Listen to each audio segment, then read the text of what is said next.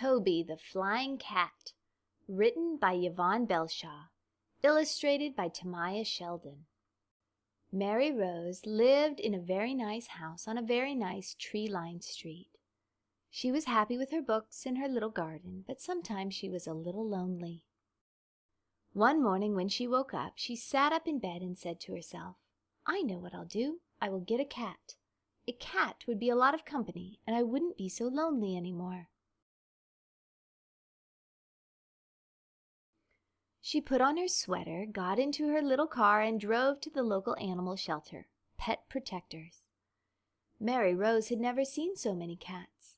There were cats in cages, cats in baskets, cats on the shelves, and cats playing on the floor. How could she ever choose just one cat? She wished she could take them all home. As she stood there trying to make up her mind, she heard a little sound, and there was a small gray cat holding up one paw, as if he wanted to shake her hand. She thought he was saying, "Me, me, meow, meow, choose me." He was purring loudly and looked her in the eye. She knew right then and there that she had found her cat. She paid the fees and filled out the papers and promised that she would give him a good home. The little tabby cat gave a loud purring, "Thank you," and curled into a little gray ball. On the way home she stopped at the pet store. "Well," she said, "I can't just call you Cat. I must give you a name." She thought of a lot of names, Max, Walter, Bobby, Sam, and many more. But then she finally decided on Toby. Toby was a good name for a cat. She said to him, "How do you like the name Toby?" He looked her in the eye and replied, "Meow, meow," which meant yes in cat language. Mary Rose went into the store, where she put him in a shopping cart. She picked up one case of cat food, one basket with a pillow, a litter box, and a sack of litter. When Toby saw the rack with cat toys, he mewed a couple of times. He seemed to particularly like the catnip mouse.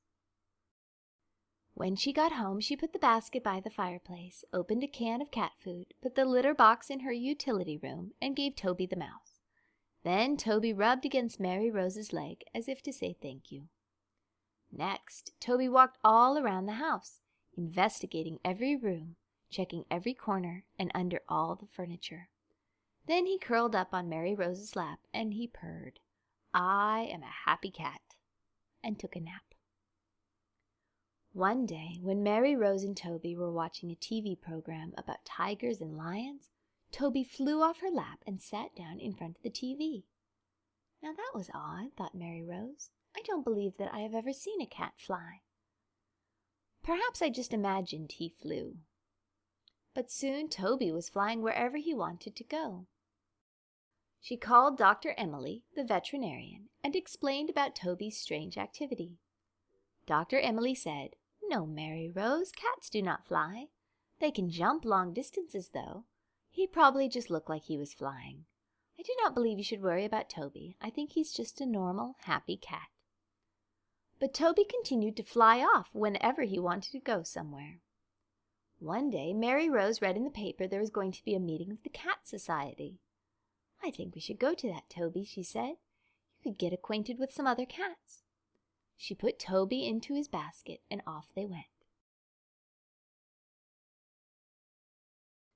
The room was filled with many people and many cats. Mary Rose sat down next to a lady with a very strange-looking cat. It was very small, with short yellow fur, lavender eyes, and little tufts of hair on its ears. Mary Rose introduced herself and said, "I have never seen a cat quite like that." Her neighbor replied, "She is a miniature rare breed cat, and she is very special. Her name is Queen of Sheba, but I call her Queenie. By the way," she said, "my friends call me Lady Margaret, because a queen always has a lady-in-waiting to care for her." She then gave Mary Rose a friendly smile. "I'm afraid that Toby is just an ordinary cat," said Mary Rose, "but he is very special to me." Lady Margaret said, "He looks like a very fine cat indeed," and Toby gave a little purr to show he agreed. Mary Rose and Lady Margaret became very good friends and often visited each other for tea or lunch. Of course, Queenie and Toby always went along, so they became very good friends as well. One day, when they were sitting on Lady Margaret's veranda, sipping tea and eating scones, Toby and Queenie were happily playing with a sparkly blue catnip mouse. After a while, Toby climbed on a chair to take a nap. Just then they heard a little cry. Next to Lady Margaret's house was a large maple tree, and on the end of a branch high up in the tree was Queenie, meowing as loudly as she could. "I must call for help," cried Lady Margaret. But before she could move, Toby flew off the porch railing and up to the branch where Queenie was crying. He took Queenie gently in his mouth and flew back down to the veranda. Lady Margaret picked her up and gave her a hug. "Thank you, Toby, for saving Queenie's life. I don't know what I would do without her. She is my best friend. You know she is special to me and a very rare cat. I know I could never find another like her." Mary Rose scooped up Toby and he purred in her ear. Queenie was indeed a rare cat, but Mary Rose knew that Toby was the bravest and most special cat of them all.